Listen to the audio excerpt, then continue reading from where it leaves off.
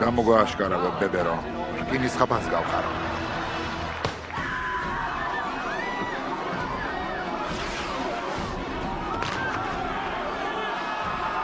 სიკ სემპერ ტირანის. აბრაამ ლინკოლნის მკვლელობა იყო სასტიკი თავდასხმა ამერიკის მე-16 პრეზიდენტზე, რომელიც 1865 წლის 14 აპრილის საღამოს მოხდა ვაშინგტონში ფორდის თეატრში. კონფედერაციის მომხრე ჯონ ვილკს ბუთმა პრეზიდენტს თავში ესროლა, რის შედეგადაც ის მეორე დილით გარდაიცვალა.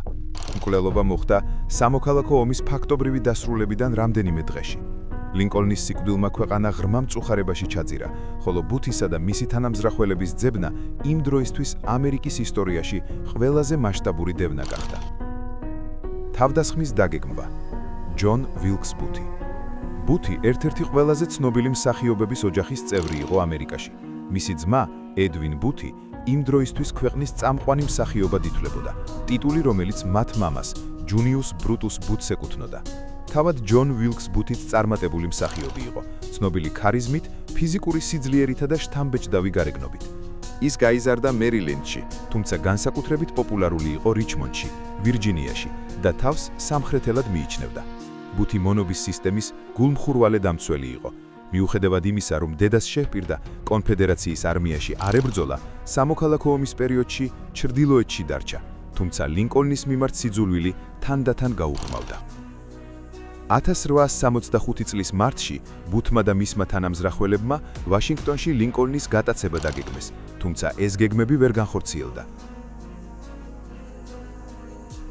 1865 წლის 14 აპრილის დილას კონფედერაციის მარცხით დამწუხრებულმა ბუთმა შეიტყო, რომ პრეზიდენტი იმ საღამოს ფორდის თეატრში დაესწრებოდა კომედიას Our American Cousin.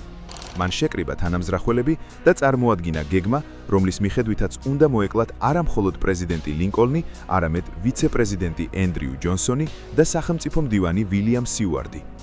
ბუთმა ლუის პაუელს, ფიზიკურად ძლიერ ყოფილ კონფედერატ ჯარსკაცს, დაავალა სიუარდზე თავდასხმა, დავით ჰეროლდის დახმარებით.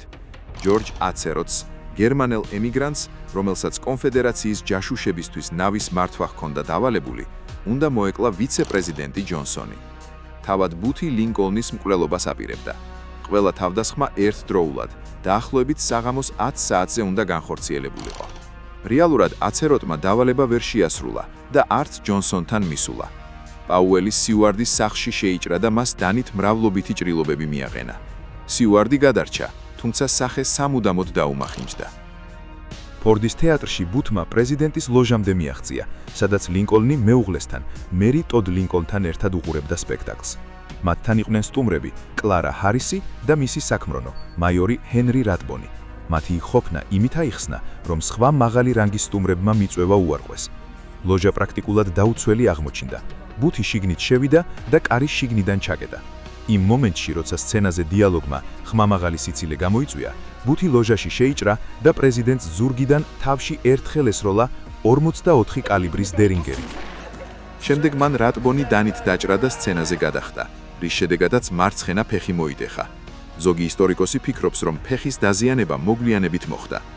რაც ბუთმა თქვა თავდასხმის დროს, სადაუა.